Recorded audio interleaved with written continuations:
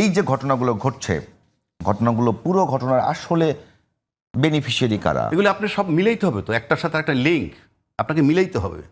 কয়দিন আগে একজন মুক্তিযোদ্ধা বলছে কি যে পতিত সরকার যাদেরকে তাড়ানো হয়েছে, মুক্তিযুদ্ধের সপক্ষের শক্তি ছিল তারা, এবং তাদেরকে সরাইছে কারা? কালো শক্তি, জামাত। বলে নাই? বলেছে। সে কি মিন করছে বুঝছেন?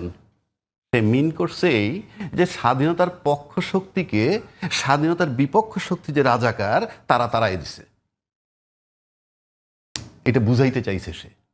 এই এই বয়ানটা তৈরি করবার চেষ্টা চলছে 5 আগস্টের পর থেকেই। সে চলছে তো। তাহলে তারা কিরকম মুক্তিযোদ্ধা? মুক্তিযোদ্ধা যেটা রিপিট করতেছে আবার, দেশের মালিক কারা? দেশের মালিক জনগণ। সেই জনগণের উপরে যখন আপনি গুলি চালাবেন তখন মুক্তিযোদ্ধা সবার আগে সোচ্চার হওয়ার কথা।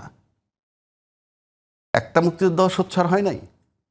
আবার এই মুক্তিযোদ্ধারা কোথায় ছিল যখন জিয়াউর রহমানের মতো একজন ব্যক্তির বীর উত্তম না কি বীর প্রতীক এটাকে যখন ছিনিয়ে নেওয়া হইল, মুক্তিযোদ্ধারা কোথায় ছিল? ঘুমিয়েছিল না আয়না ঘরে ছিল? না ছিল কোথায় মুক্তিযোদ্ধাগুলা? তাদেরই তো সাথে সঙ্গী মুক্তিযোদ্ধা জিয়াউর রহমান। বরং জিয়াউর রহমান তো অনেক বড় মাপের মুক্তিযোদ্ধা। কেন জানেন? সে ছিল পাকিস্তান আর্মি, এখান থেকে রিভোল্ট করছে। পাকিস্তান আর্মি ছিল না? যতজন সেক্টর কমান্ডার 11 জন সব পাকিস্তান আর্মি। তারা রিভোল্ট করছে, তাদের বীর প্রতীক কাইরে নেয়। তখন লতিফ সিদ্দিকী সাহেবের মতো মুক্তিযোদ্ধা মুচকি মুচকি হাসে। কিসের মুক্তিযোদ্ধা? পক্ষান্তরে সমর্থন করছিল। কিসের মুক্তিযোদ্ধা? আপনি মুক্তিযোদ্ধা 71 মুক্তিযোদ্ধা ঠিক আছে তো, এরকম আমাদের ফ্যামিলি লাইফে তো আছে। একজন বড় ভাই এমন একটা রোল প্লে করছে, সমস্ত ছোট ভাইরা তার উপরে খুশি।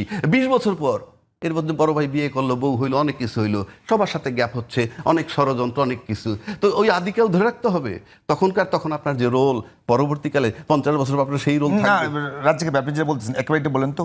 মুক্তিযোদ্ধা ঠিকই আছে, যেহেতু এই মুক্তিযোদ্ধারা দুর্নীতি 71-এর মুক্তিযোদ্ধারা যখন মানে কি 24-এর মুক্তিযোদ্ধার বুকে জড়ায় ধরে নাই, তখন আপনি বুঝতে হবে। অধ্যাপক সাইফুল ইসলাম যেটি বলছিলেন যে একেবারেই এই মুহূর্তে যদি আওয়ামী লীগ কোনো একটা প্রোগ্রাম করতে যায়, আওয়ামী লীগের ব্র্যান্ড আওয়ামী লীগাররা প্রোগ্রাম যদি করতে যায়, সেক্ষেত্রে একটা সিনক্রেট হওয়ার সম্ভাবনা থাকে।